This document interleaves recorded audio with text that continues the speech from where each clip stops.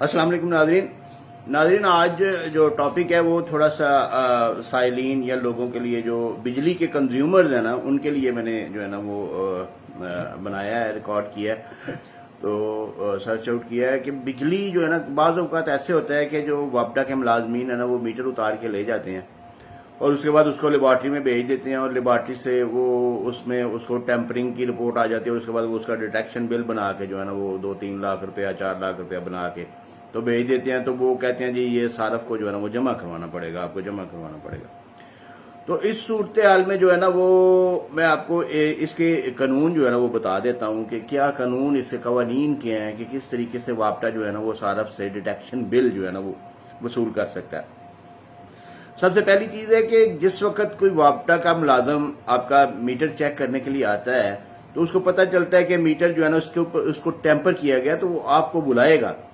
आपको बुलाने के बाद आपको दिखाएगा कि आपका मीटर ये इस जगह से टेम्पर हुआ है और ये मीटर चल नहीं रहा और आपके अंदर जो है ना वो बिजली इस्तेमाल हो रही है।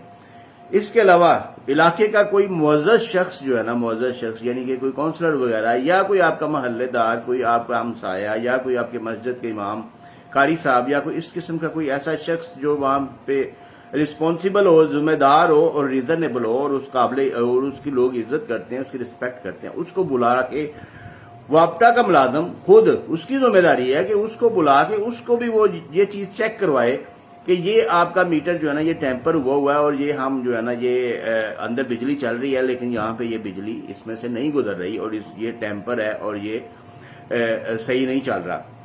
और इसके साथ 2 नंबरी की गई है। उसके बाद वापडा मुलाजिम की जिम्मेदारी है कि वो वापस जाए, मीटर नहीं वो उतार सके, वो वापस जाए और वापस जाके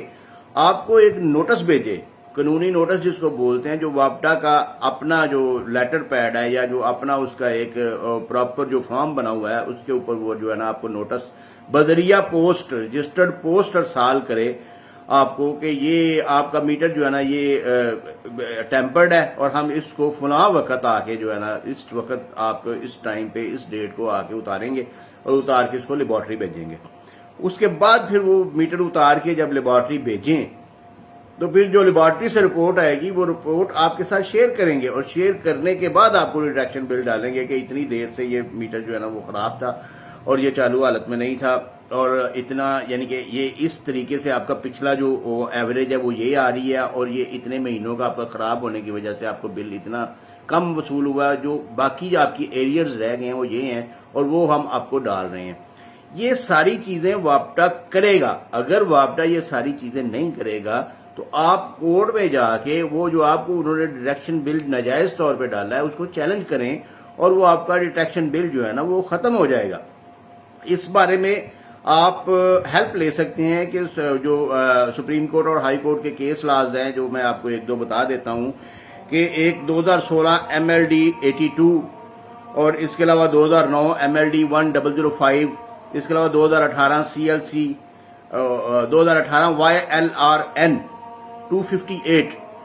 ये 3 केस लॉज ऐसे हैं जो आप याद रखें। और किसी भी वक्त आपको अगर कोई वापडा के कोई मसाइल वगैरह, इनमें बड़ी तफसील के साथ सारे मसले डिस्कस किए गए हैं। अगर कोई वापडा के बारे में किसी किस्म का कोई आपको रिलीफ चाहिए हो या वापडा मुलाजिम आपको तंग करे, आपका मीटर उतार के ले जाए और आपको डिटेक्शन बिल डाल दें कि आप यानी कि नाजायज तौर पे आपका रूटीन में 2-3 हज़ार आ रहा है तो आपको वो 50,000 डाल दें या 1 लाख रुपया डाल दें, तो आप उनको कोर्ट में चैलेंज कर सकते हैं और ये केस लाद आपको जो है ना वो सपोर्ट करेंगे कि आप किन किन सूरतों में जो है ना वो आप कोर्ट से रिलीफ हासिल कर सकते हैं। शुक्रिया।